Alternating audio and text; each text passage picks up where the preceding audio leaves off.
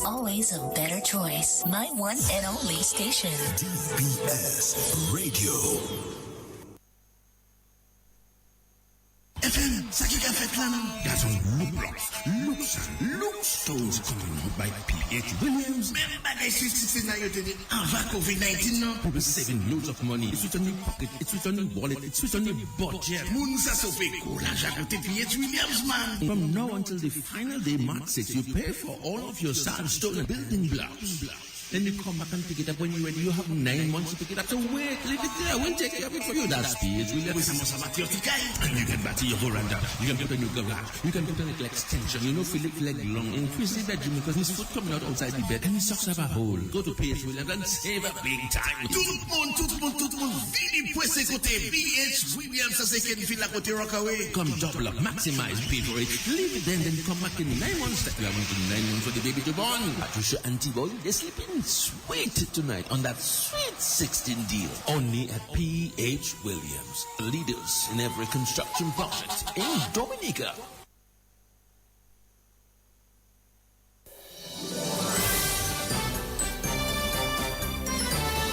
Fair and balanced, unbiased and clear, concise and accurate. This is the DBS Evening News. Here now is your presenter with the headlines.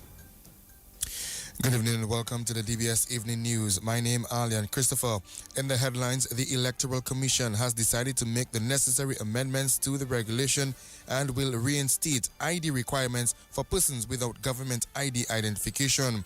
From the region, Haitian political actors sign Pact for Stability and Elections, approve Prime Minister Alex Feza-May's leadership. And internationally, UN adopts ceasefire resolution as Ukraine war enters a 5th year. These are the headlines, the details of the news when we return. It's in the feeling in our weak side. It's in the meaning in our squad. It is the thing that sets us apart. Who we are. Cause the rhythm of life keeps pumping. Together going strong. No matter what, we keep this going. Before we will go all in. Our hands up in the sky. Celebrate and come let your rhythm flow.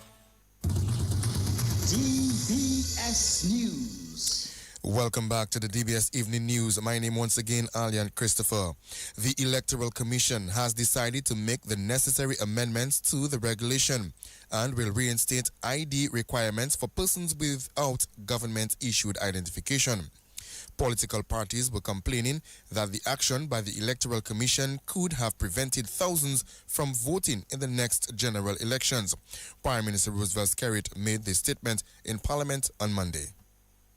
With respect to identification requirements for registration, Parliament, in enacting the Registration of Electors Act 2025, deliberately provided an accessible and inexpensive alternative for persons without government-issued identification, such as a passport, driver's license, or social security card.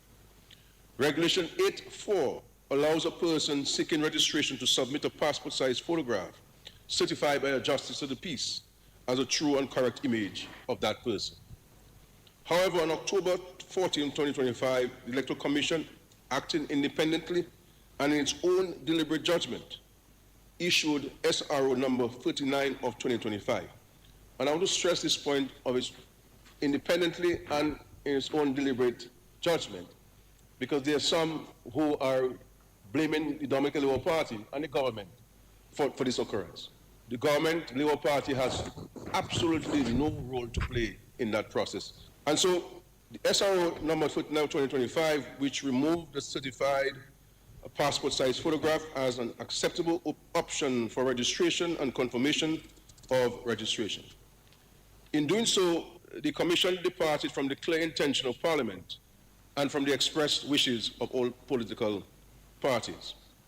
In the public interest, Mr. Speaker, this government has asked, through the Attorney General, the Commission, and the Commission has agreed to make the necessary amendments to the regulations and will reinstate the ID requirements for persons without government-issued identification and thereby restore electoral equality in accordance to the intent of Parliament.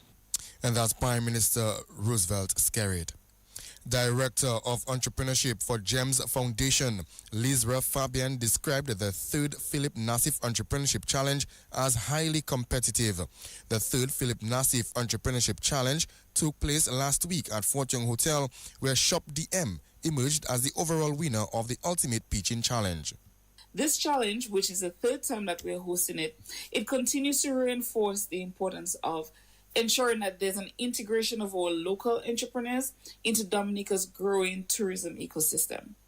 Now, this third edition of the Philip Nassif Entrepreneurship Challenge was intensely competitive, and this is exactly what we want to see.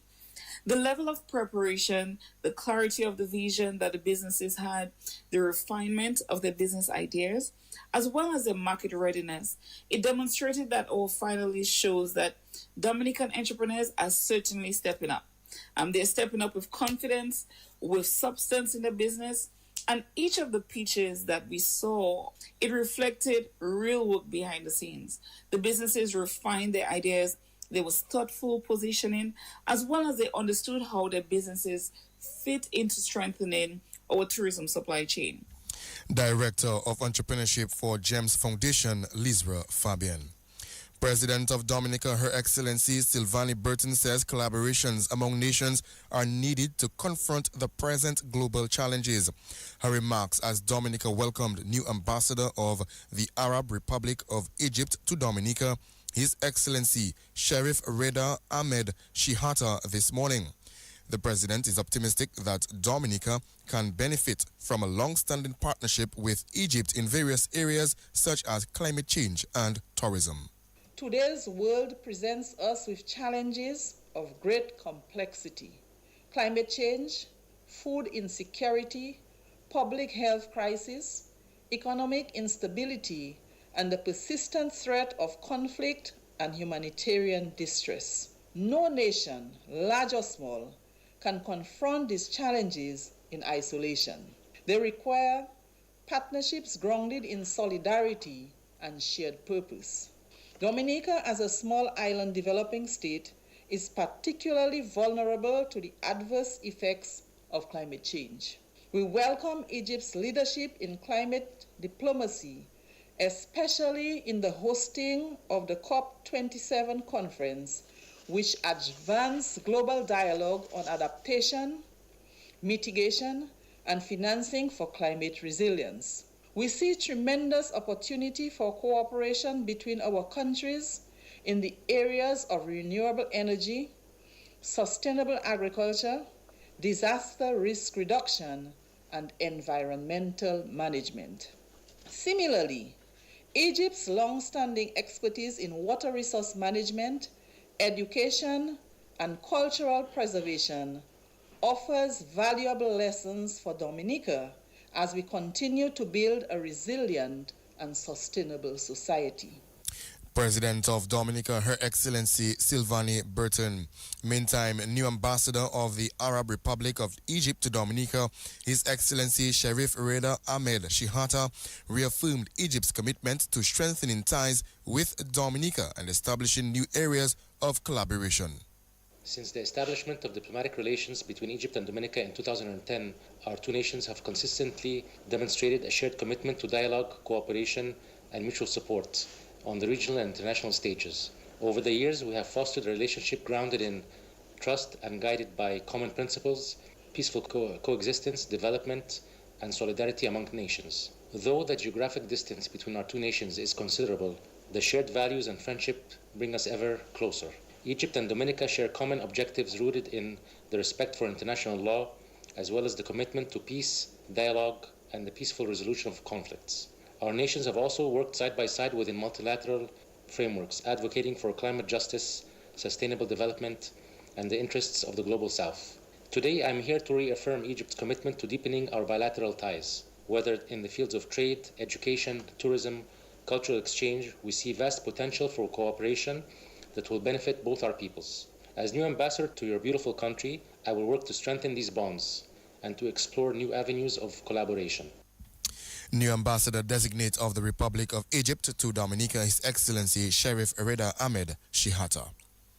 The chairperson of the Point Michel Village Council, Ronilia Williams, is the new president of the Dominica Association of Local Community Authorities, DALCA. Williams, who is also an employee of DBS Radio, emerged winner against the long-standing president of DALCA, Yolande John Jules. The final count was 12-11 in favor of Ronilia Williams. Williams says the new role serves as an opportunity to give back.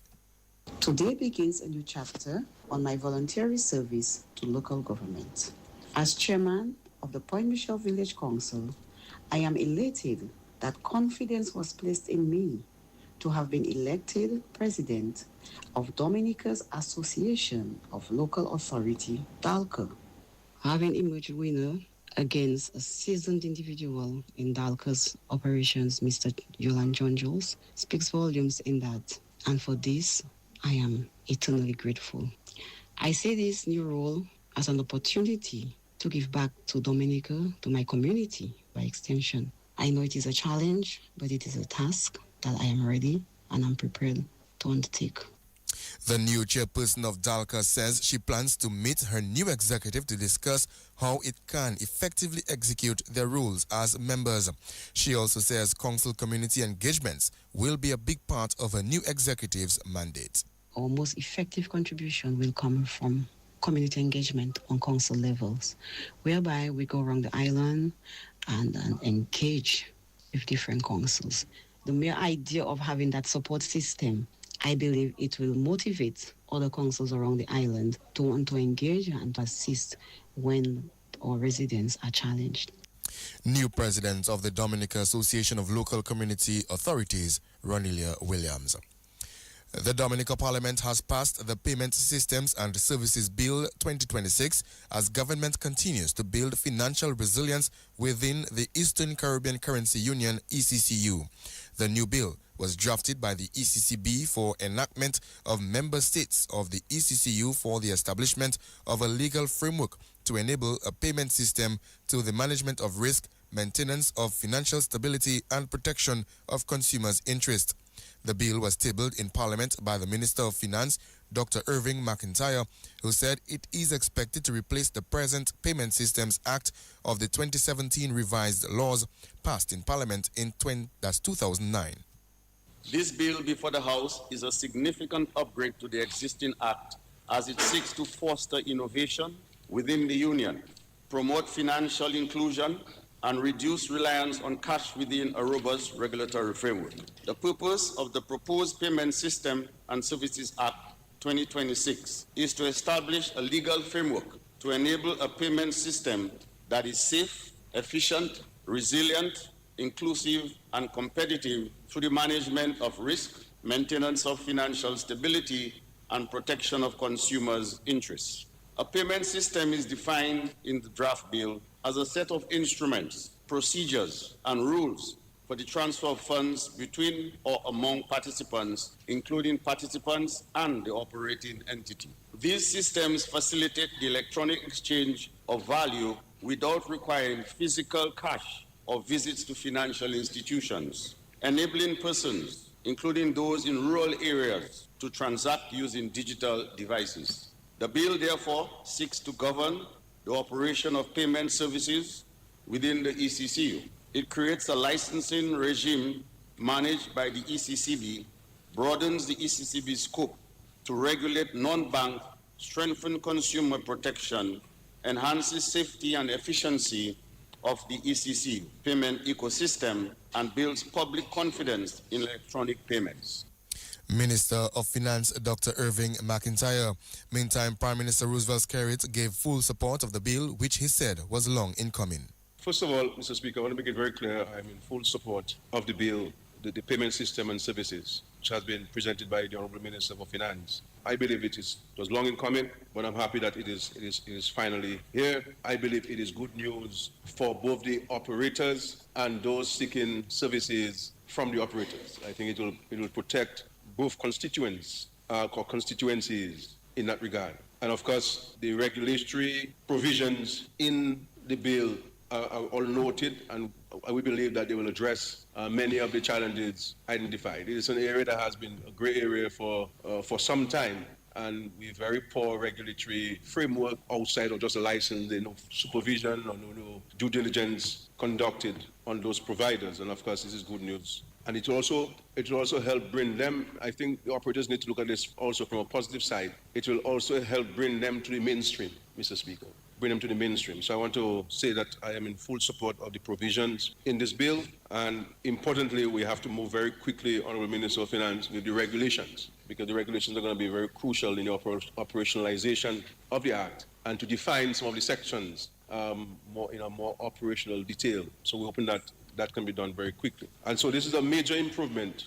There's firstly a dramatic improvement from the 2009 Act, which will be repealed with the passage of this current bill before us for debate and for approval. That's Prime Minister Roosevelt Skerritt. 4 schools will go in search of a spot in the semi-final of the Inter-Secondary Schools Debating Competition. Round 2 of the competition will kick off tomorrow at the UWI Global Campus Auditorium. Trudy Christian is organizer of the Inter-Secondary Schools Debating Competition. The Wesley High School will be taking on the Portsmouth Secondary School, and the Isaiah Thomas Secondary School will be taking on the Convent High School. These schools will be debating on the topic, parents, not schools, should be primarily responsible for disciplining students for acts of digital peer-to-peer violence committed outside of school hours. So there will be 2 debates on Wednesday on the same topic. Then on Thursday, the 26th of February, the St. Martin Secondary School will take on the Orion Academy, and the Dominica Grammar School will face off against the Cassibruce Secondary School. The topic for debate on that afternoon will be nutrition education is more effective than food restrictions in preventing NCDs among teenagers. So 2 debates on Thursday as well. At the culmination of round 2, we will see 4 secondary schools get chosen based on their results to move on to the semi-final round of the competition, which will take place in March. And that's organizer of the Inter-Secondary Schools Debating Competition, Trudy Christian. Well, that wraps up the local segment of the news. Stay tuned for news from the region and the world. Up next. It's in the feeling in our weeks. It's in the meaning in our spot. It is the thing that sets us apart. Who we are. Cause the rhythm of life keeps pumping. Together going strong. No matter what, we keep this going. Before we will go all in. Our hands up in the sky. Celebrate and come let your rhythm flow. DBS News. Welcome back now for news from the region. Several Haitian political leaders representing major parties and civil society groups confirmed on Monday that they have signed an agreement recognizing Prime Minister Alex Didier Fils-Aimé as the sole executive head of the country's transition. The signing of the National Pact for Stability and the Organization of Elections, which occurred following closed-door negotiations on February 21st and the 22nd, marks a new phase in the never-ending transition after the end of the Transitional Presidential Council's mandate on February 7th. Although the government has yet to publish the final text, dozens of signatories have confirmed their support. And internationally, the UN General Assembly has adopted a draft resolution that urges a comprehensive, just and lasting peace in Ukraine, with Russia voting against and the US abstaining. The resolution passed 107 to 12 with 51 abstentions. Presented by Ukraine and co-sponsored by 46 countries, the resolution highlighted the war's regional and global repercussions, expressing grave concern about continued attacks by Russia on civilians, civilian objects, and critical energy infrastructure, worsening the humanitarian situation. That's all for this evening's news. Stay tuned for the evening sport report up next. Covering the nation and beyond, DBS Sports Report.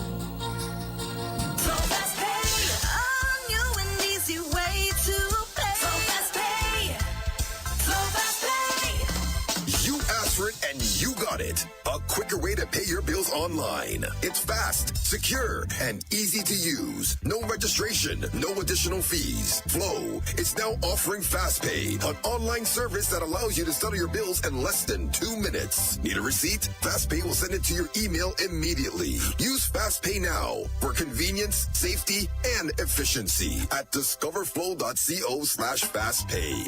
So FastPay, 2 minutes and you're on your way. So FastPay, so FastPay. Flow is keeping you connected.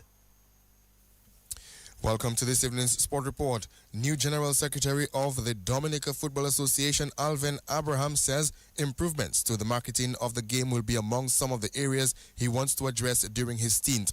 The former school principal and sports administrator who took over from Jasmine Vidal-Matthew says he wants to put the Football Association in a position to maximize the most out of its product both on and off the field.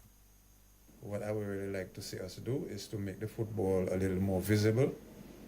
We have to take it out of Bath State, and we have to bring. There was a time when it was like out there, out in the countries. Or even if you have representative teams from all over, but you're still not really feeling the football vibes all over, you know. So we have to, I would say, like almost immediately, we have to embark on a serious marketing campaign for the football and the footballers. So we kind of try to rebrand the football, make it more visible.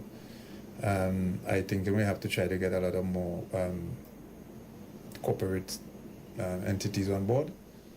There are some corporate teams have sponsors, but I think there are different ways that maybe even the sponsorship can enhance the product. It's not just like a token, you know, and you really understand, okay, you give the team the money or whatever, but you're still not really seeing the interest. You're not sure if the sponsors are the games. You're not sure if you go to for example, you go to, let us say, CCC, they're sponsoring Jubilee Champions. You're not sure if they have a picture of Jubilee there, if they're using the players in promoting their products, you know, those kind of things. So we have to try to, I think we have to try to make the football more visible and bring it a lot closer to people. New General Secretary of the Dominica Football Association, Alvin Abraham. He says introducing new programs and policies to improve the quality of the football is another area which he plans to address. Improving the quality of the football, and we have to look at the coaching education. It has to be continuous, and we have to set up a system where we can do constant assessment of our coaches, so we know exactly who are the better coaches to work with national teams, who are best for age levels, you know, those kind of things. So we have that has to come into a system, more or less a data-driven system, so we know exactly when we collect the information, you know, we know exactly what it is that we're doing, what we're looking for, you know, and because a lot of people think, well, the football is not where. So as a general secretary, which is more or less an administrative position. So, but the thing is, all the programs that relate to the technical part of it has to come through you. So, I mean, yes, you want to have the competitions, you want to have the programs, you want to have everything, but you want to have the quality. So the challenge is how will you transfer the administrative into the technical, and yet you get the quality. New General Secretary of the Dominica Football Association, Alvin Abraham. England captain Harry Brooks got a century to power England to their second win in the Super 8 stage and a spot in the semi-finals of the ICC Men's T20 World Cup as they beat Pakistan on Tuesday. Pakistan got 164 for 9 in their 20 overs batting first. Shahid Zaba Farhan top scored with 63. Liam Dawson got 3 for 24 and Jofra Archer 2 for 32 for England. England then chasing 165, got 100 from Harry Brooks and were on pace for a comfortable win at 155 for 4, but they stumbled across the line in the end, getting 166 for 8 to win by 2 wickets.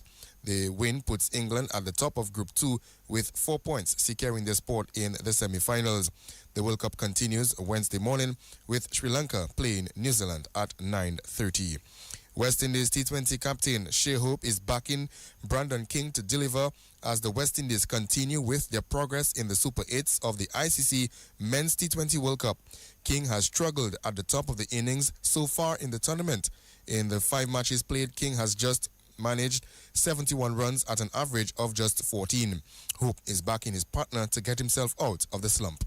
We can always look at the positive, yes, but we can't neglect the elephant in the room in a sense. But I'm not too concerned about it. We all saw the form that King in this particular instance was in South Africa. He's been batting really well. He's batting really well in the nets. He just didn't get the runs. It's just how it goes sometimes in cricket. Yes. But I'm very confident in his ability and his skill set. So I'm not too worried about him not scoring runs now. I'm sure it's just going to come around the corner. So looking forward to a big score from him.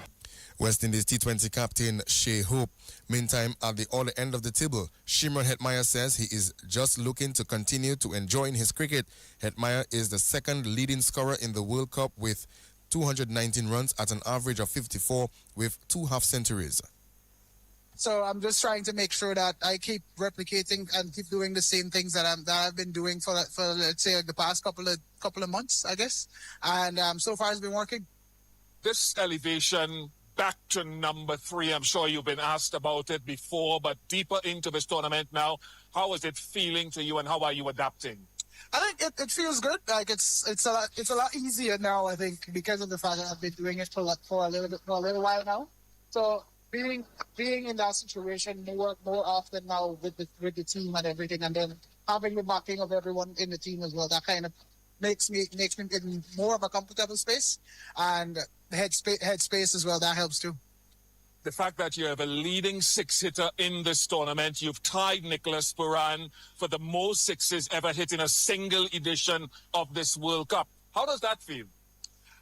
Again, I'm not really thinking too much about it, but I'm just, it feels good to actually have accomplished something like that. But again, I'm not really, like, for me, we haven't really accomplished anything as yet because of the fact it's just one game and we still have more to come. So it's just taking one game at a time and keep pushing on. That's West Indies batsman Shimron Hetmyer. The Portsmouth Secondary School are into the finals of the Sports Division Secondary Schools Under 14 football tournament. They did so, beating the Pierre Charles Secondary School in the playoff match. That's Tuesday afternoon at the Dubla playing field. Portsmouth Secondary School took the match 3-0. Kai Farrell, Major Andrew and Jaden Victor scored for the Portsmouth Secondary School. The Portsmouth Secondary School will meet the Dominica Grammar School in the grand final in March. Meantime, in schools cricket, West Indies under-19 player Arsenio Fontaine had an 8-wicket haul as the defending Sports Division Schools under-20 cricket champions, the Dominica State College, secured a big win over the Pierre Charles Secondary School at the Botanic Gardens Tuesday. Pierre Charles Secondary School were bowled out for 49 batting first. Trevor Henry scored 19. Arsenio Fontaine picked up 5 for 16. Jared Smith 2 for 4 and K. Omar Telemac 2 for 13. The Dominica State College in their turn were bundled out for 73. Nigel George top scored with 16, while Sir Ronnie Stevens bagged 5 for 22 and Joseph Stewart 3 for 25 for the Pierre Charles Secondary School. The Pierre Charles Secondary School batting again could only make 18 runs. Colonel Prince took 4 for 6 and Keoma Telemac 3 for 5 and Arsenio Fontaine 3 for 7. The State College won by an innings and 6 runs. Meantime, over at the Benjamin's Park, Kellan Christmas put in an all-round effort to lead the Northeast Comprehensive School to victory over the Portsmouth Secondary School. Portsmouth Secondary were all out 36 batting first. Derwin Lewis got 24. Kellan Christmas took 5 for 16 and Nian Davis 4 for 15. The Northeast Comprehensive School replied with 94 all out. Kellan Christmas made 28 and Dante Benjamin 21. Derwin Lewis got 5 for 48 for the Portsmouth Secondary School, and batting the second time, the PSS were all out for 41. Nian Davis got 7 for 15 and Kellan Christmas 3 for 21. Northeast Comprehensive School won by an innings and 17 runs. And in schools netball on Tuesday afternoon, the Northeast Comprehensive A that scored an easy 21-8 win over the Convent High School in the under-14 division. Catalina Bogono converted on 12 of her 17 attempts and Harry Samuel 5 from 9 for the Northeast Comprehensive team. And in schools volleyball, the Portsmouth Secondary Schools girls scored a 3-1 win over the Orion Academy. The Portsmouth Secondary School boys scored a straight sets win over the Orion Academy as well. Head coach of the national under-20 men's football team, Delroy Watt, says while the team didn't get the perfect start in the CONCACAF under-20 qualifiers, all is not lost. Dominica's hopes of qualifying for the next round suffered a setback as the team were held to a draw in their opening match in Group C against the British Virgin Islands on Monday in Costa Rica. Definitely not the start we anticipated, Gavin, to commence our World Cup qualifying campaign. We were looking to grab all 3 points, but as you know, football is played on the day. I did mention in the last interview that this U20 team has what it takes to be successful, but they would need to be in the right headspace. And I believe the mental aspect had a huge part to play in us drawing 2-2 with the British Virgin Islands. However, I must mention there are a lot of positives to take from this game. We had some good spells of possession, moving the ball from side to side and breaking the BVI lines, creating a number of 1v1 opportunities on goal. However, I don't believe we were clinical enough in front goal. We also had a golden opportunity to take all 3 points when wide forward Conrad Simon won a penalty. That penalty was missed by one of our most clinical penalty takers, Nicholas Have, in the dying moments of the game. It is always heart-wrenching when one loses, or in this case, draws a match when the win was within reach. But that is the game of football. I spoke to Nicholas, and although he's a bit disappointed, he's still positive. And that's head coach of the national under-20 men's football team, Delroy Watt.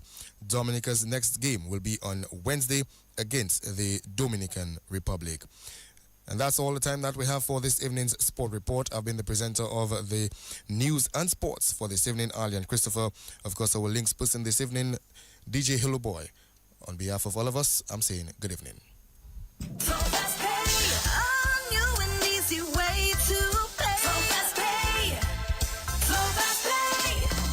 You asked for it and you got it. A quicker way to pay your bills online. It's fast, secure, and easy to use. No registration, no additional fees. Flow is now offering FastPay, an online service that allows you to settle your bills in less than 2 minutes. Need a receipt? FastPay will send it to your email immediately. Use FastPay now for convenience, safety, and efficiency at discoverflow.co/fastpay.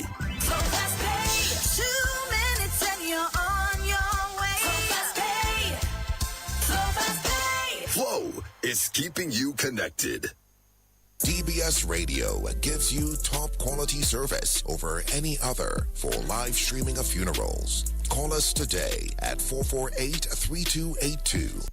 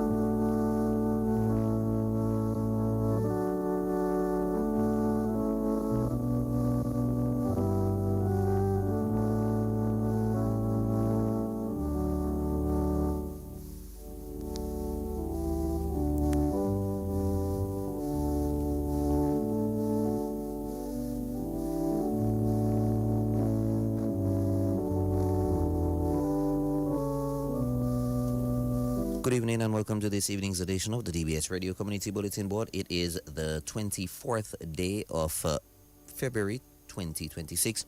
We begin this evening's edition of the DBS Radio Deaf Announcements on the DBS Radio Community Bulletin Board. We announce the death of Sybil Minolien Hodge, age 79 of Trafalgar. She died on Thursday, the 19th of February 2026 at the Dominica China Friendship Hospital. She was the mother of her daughters, Frances John Lewis and Kathleen Hodge, and her son, Charles Jr. Hodge and Nathaniel Hodge. She will also be remembered by her grandchildren, Halo and Kersari Hodge, Orlando George, Shannon, Mikian and Judice Kael Argentine, and Samira John Lewis. Her nieces Leon, Cecilia, Eugenia, and Doreen. Her nephews Michelle, Ivor, Michael, Eustace, and Charles. Her cousins to include Francis, Henry, and Martin. Closest relatives and